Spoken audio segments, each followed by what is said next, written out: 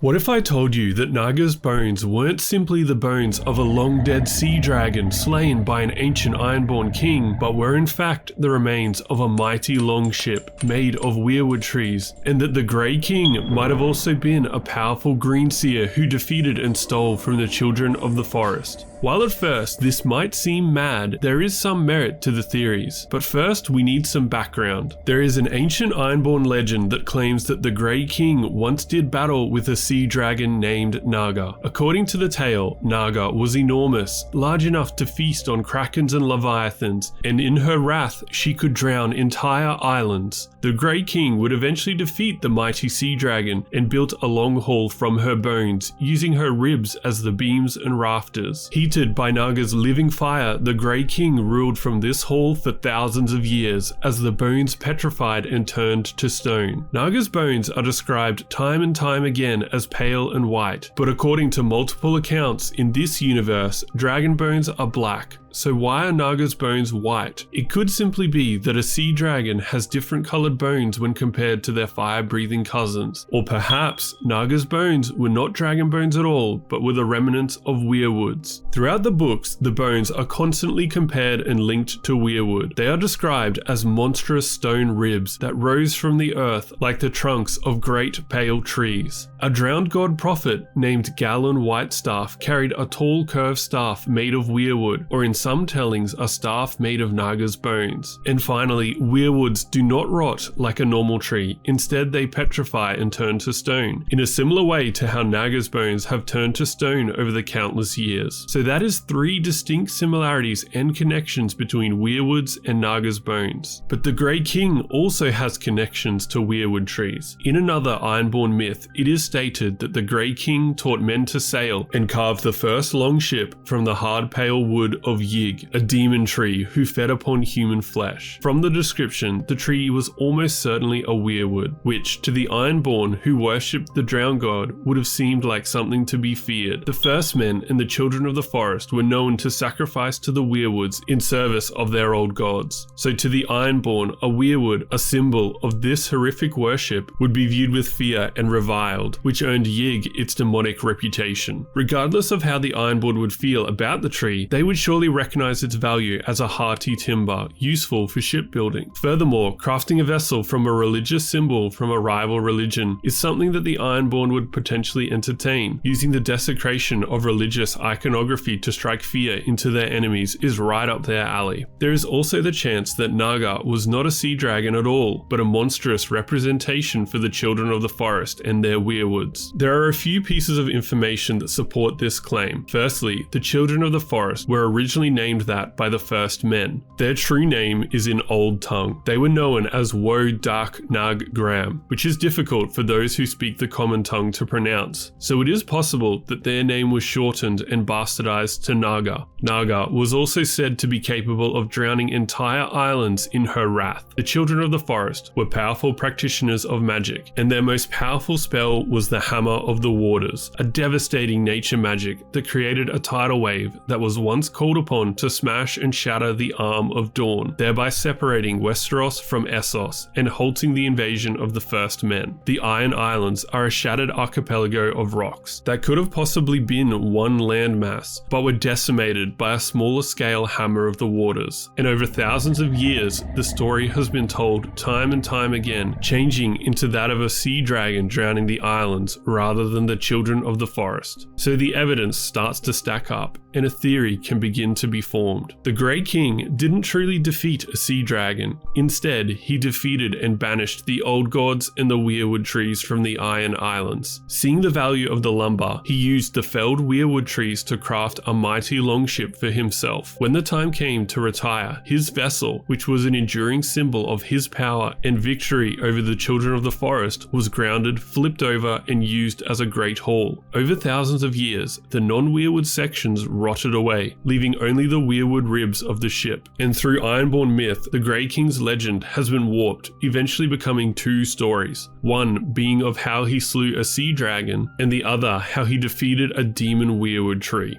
As a minor side note, there is possible historical evidence of a massive king's blood sacrifice at the site of Nagga's Bones. 5,000 years ago, Urus Greyiron, known as Red Hand, slaughtered 13 kings and half a hundred priests and prophets. Their blood stained Nagga's ribs red, and the Greyirons would rule the Ironborn for 1,000 more years. King's blood is known to hold immense magical potential, and blood sacrifices to Weirwood Trees are a staple of Old God magic. So a sacrifice of this scale to a Weirwood Grove would be a worthy sacrifice to the Old Gods, intentional or otherwise, which possibly could have ensured House Greyiron's control of the Iron Islands for a time.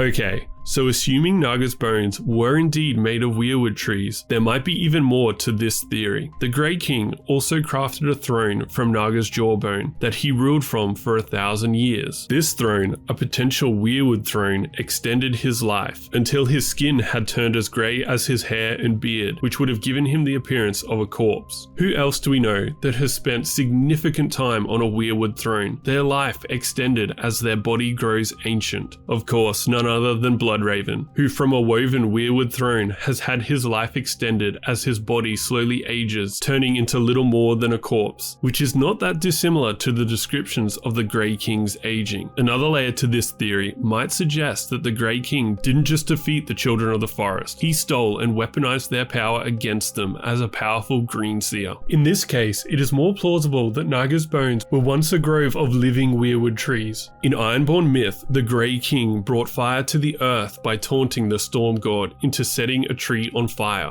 In myths from our own world, fire from the gods often refers to the knowledge, power, or magic of the gods. In this case, the Grey King stole fire from the storm god, who in Ironborn religion was the eternal enemy of the drowned god. It is suggested that the Storm King is another representation of the Children of the Forest. After all, he is heavily linked to ravens, which were known to be a tool of the old gods and Greenseers. The storm god was also said to hate men and their works, and sent cruel winds, lashing rains, and thunder and lightning to ail them, just as the Children of the Forest had a hatred of men and used powerful nature magics. If the Grey King essentially stole fire from the storm god, it could be interpreted as the Grey King stole knowledge, magic, or power from the Children of the Forest. The primary manifestation of old god power is that of a Greenseer, who has the ability to view events across both space and time, which might be where the Grey King learned how to sail, build boats, and fish. From this, the second part of the theory forms. The Grey King sat a Weirwood throne where he was warmed by Nagga's living fire, which was a representation of Greensight and the power of the Children of the Forest. From this Greensight, he learned knowledge beyond the potential of anyone else in the Iron Islands, and shared some of that knowledge to progress his people and create their foundation as a sea-born race of raiders.